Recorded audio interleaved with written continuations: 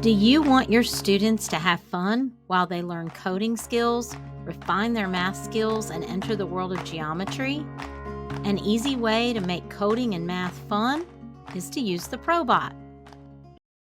In today's lesson, you will learn what the function keys are and how to use them. At the end of the video, you will know how to program the ProBot to draw basic geometric shapes. Let's get to know the ProBot. The first thing you need to know is how to turn it on and off.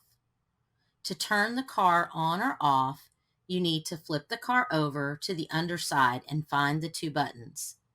Use the toggle button to the right to power it up, and the toggle to the left to turn on the sound. If the sound button remains off, the ProBot will continue to operate. It just will not provide the sound cue at the end of the program.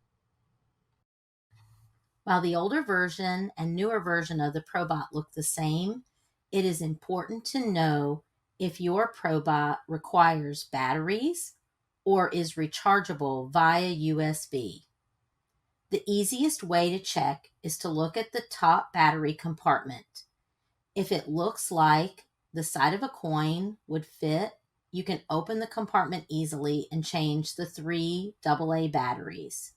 If it has a screw with a non-standard head, this device should be recharged using the USB cable. The buttons on the left side will allow you to create a program for the ProBot. The straight arrows will move the robot forward or backward. The curved arrows will turn the robot right or left. The clear button will delete a line of code that you want to remove. The pause button will allow the robot to remain still for a designated time during the program.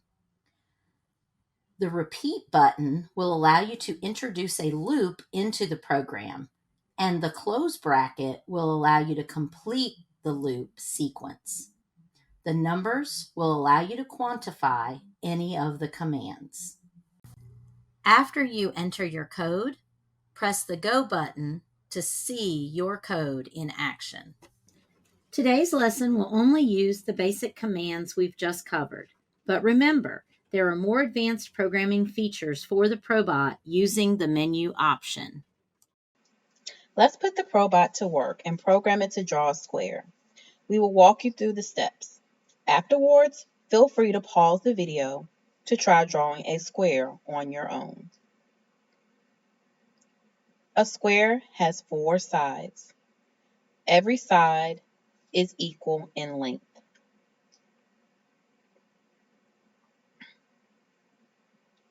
All angles are 90 degrees. Remember, the ProBot will move forward or backward in increments of 1 centimeter. To choose the distance you want the ProBot to move, first enter the direction, forward or backward, with the arrow followed by a number. And in this case, we will use 10.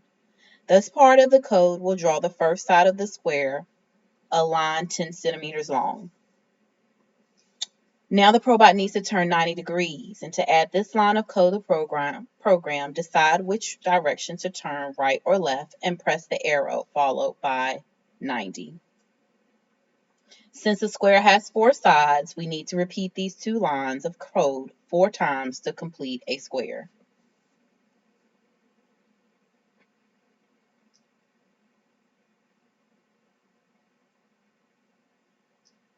Now let's test it out.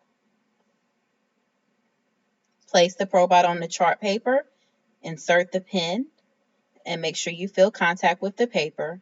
Press Go, and watch the ProBot make a square.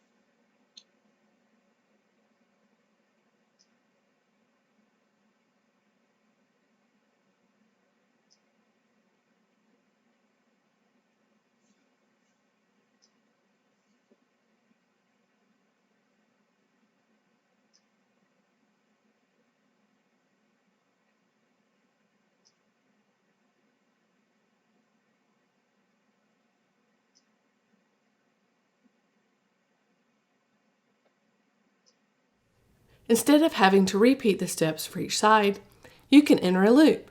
You will start by clicking the repeat button, and then since the square has 4 sides, you will enter the number 4.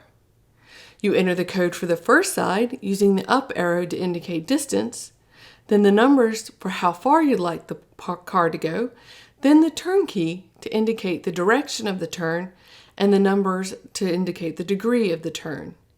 You will close the loop by using the second bracket key. This is what the code should look like when completed. Let's see the loop in action.